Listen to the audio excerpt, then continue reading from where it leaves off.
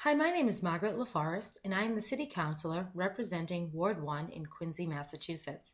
Quincy has 27 miles of coastline, and the majority of that is in Ward 1.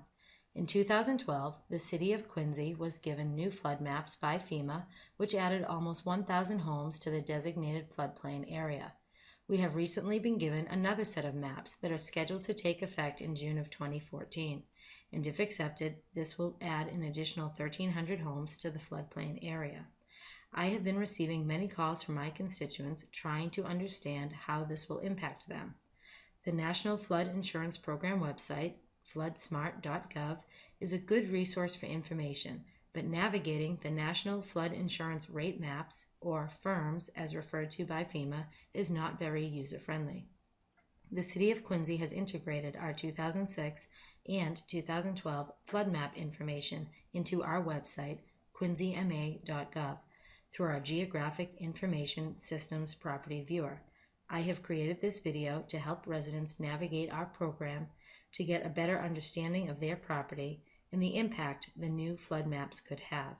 Please keep in mind we will be looking at the maps in effect today and not the ones coming online this summer. At this time, the only way to view the June 2014 maps is to visit the City Engineering Office at 55 C Street. From the quincyma.gov homepage, scroll down, and on the right side, click on the image that says GIS Property Viewer. In the Search Property field, enter an address. I am using 00 Palmer Street. As this is public property is in a floodplain. In this example, a few addresses come up for me to choose from. Select the address you want to view. 00 Palmer Street is the Snug Harbor School. The property info will automatically propagate. Click on the property record card, and in a new tab, you can view the assessed value of the parcel, the owner of record, zoning, and additional details of any structures on the property. Close that tab or just return to the main map view.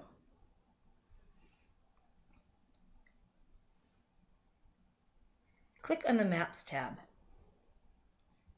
It automatically selects the base map, and you have the option for a thematic overlay. Click on that drop-down menu.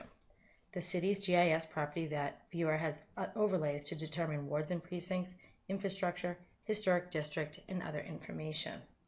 As the focus of this video is to help residents figure out if their property is in or near a floodplain, select the 2012 FEMA flood zones. This will show you if the property you're concerned about is currently in the floodplain. Let's look at the Snug Harbor School. I'm going to zoom in a little bit.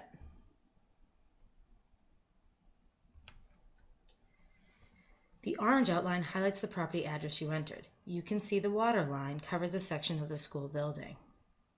If this was a private residence, it would be required to have flood insurance. The maps each have a legend, showing the details of markings for each map. You can see the blue coloring, and some areas are striped. The blue shading designates areas within the 100-year flood zone. The blue shading with purple stripe indicates the 100-year flood zone with wave velocity. The gray shading is the 500-year flood area. The map also defines the flood hazard zones.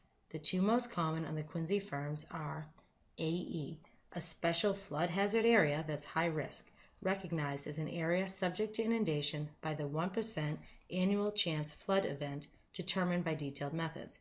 Basic flood elevations are shown within these zones. In this AE example, the base flood elevation is 12 feet.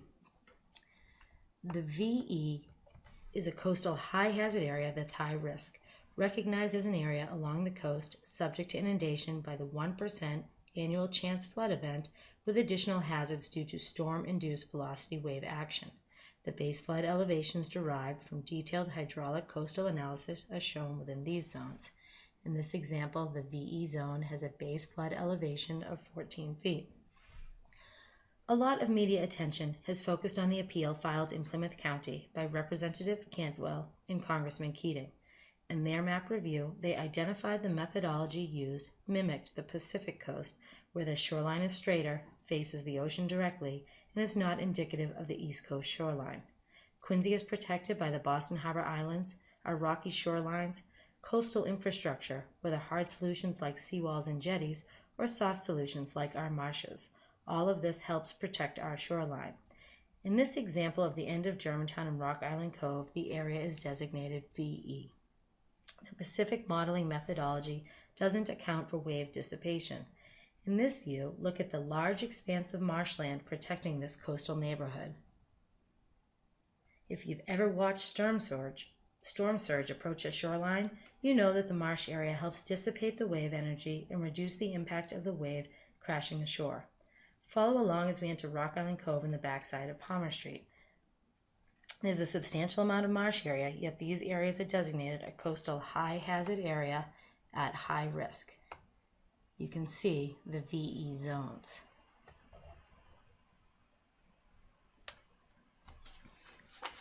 While flood insurance costs are rising for everyone, the high-value policies you hear about are typically in these velocity zones. These aren't million-dollar waterfront homes. This is a typical Quincy neighborhood, a tight-knit community with average single-family homes. Having correct methodology is critical in protecting the property valuation and keeping these homes affordable. I am going to zoom out to show you Ward 1. You can see that almost my entire district, including Adams Shore, Germantown, Howes Neck, Marymount, Post Island, and Town River, is impacted, and why this issue is of utmost concern to me and my constituents.